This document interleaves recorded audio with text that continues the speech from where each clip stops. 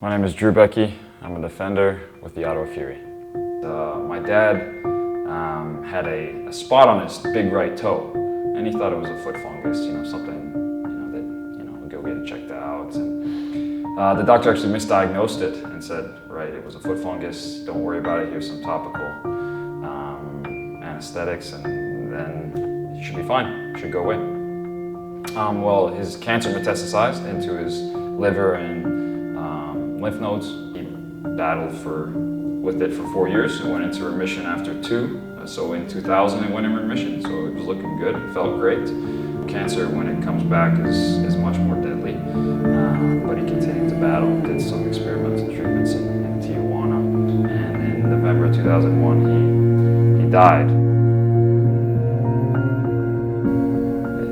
It's unfortunate, right? But there's millions of people in the world that grew up without their fathers, and I was lucky enough to have mine for almost 11 years. So he had a CAT scan, and the doctor gave him about 2 weeks left to live. Right on cue, actually. I didn't understand the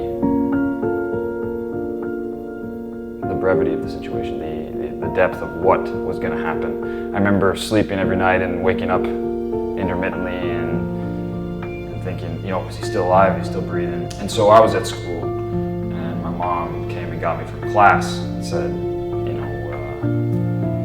Drew, your dad passed away. Luckily, he was in hospice care, so we were surrounded by friends and family. I didn't understand the stress at which my mother was going through. And being 11 years old, you have those blinders on, right? And it's tough to really put your head around what you're going through.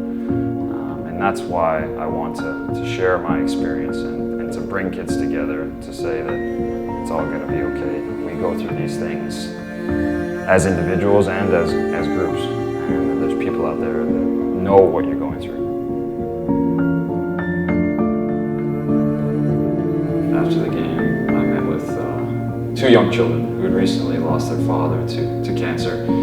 And now the mother is left with 3 kids in a tough situation. There's a connection that both the 2 kids and myself share. Whether they know it now or in 3 years, they'll remember that someone talked to them at that time, someone understood them. My only goal here is to give that back. Now, I can't give that back to the people that gave it to me, but I can pass it along, and that's what WINGS is here to do.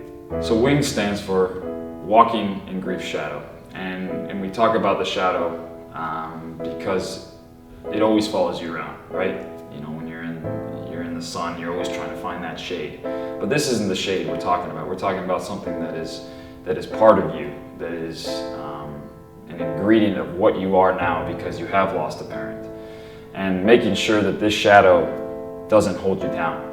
I can't take credit for the name. My mother came up with it, but it is a great acronym for what we want to produce with the group, what we want to do to support those who attend, and it is something that brings us all together. So this video is meant for everyone, and I mean that by you don't have to lose a parent to be involved in this program. If you have a friend, if you have a neighbor, if you have a cousin, if you have a best friend on your mother's side twice removed, you can be in this program. We want to involve as many people as we can to spread the word that there are people out there hurting. And if you know of these people and this is something that they would be interested in, don't be afraid to pass it along. It is something that is very important to individuals' health. It is important to family dynamics, and it's important to friends. I know I wouldn't be here in playing professional soccer in Ottawa or wherever I have played without friends. I wouldn't have got to practice, I wouldn't have got to school, I wouldn't have got my homework done, I wouldn't have eaten the great foods I needed to succeed without the help of friends. And if you're a friend and you know someone who's hurting, give them the name of the program. Tell them what it's about, okay? Thank you.